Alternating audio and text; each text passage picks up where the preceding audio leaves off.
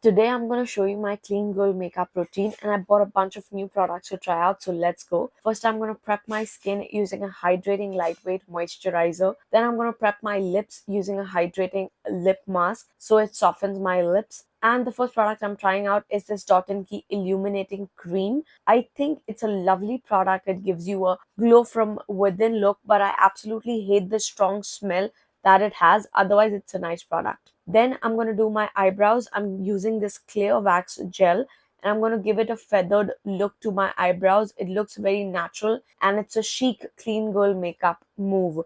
Next, I'm using this e.l.f. concealer to hide away my dark circles and darkness anywhere around my face. Just minimal amount of products and just blend it out wherever you need it. Apply a little more if you need some more coverage, and that's pretty much it. Look at how clean and even out your skin looks. Next, I'm using my current favorite eyeshadow palette from Huda Beauty. I'm going to take these two shades and just warm up my eyelids. It looks really natural and beautiful. Another new product that I'm testing out in front of you guys is this ColourPop eyeshadow. Everybody's talking about the shade Ritz.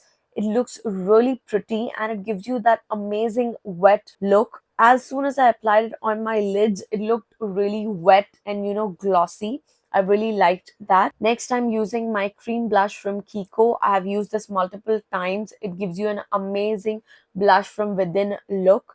And I'm not doing my mascara today. It gives me a headache since I have sensitive eyes. So I'm straight up jumping into doing my lip liner. And then I'm just going to smudge out the edges to give it that natural look.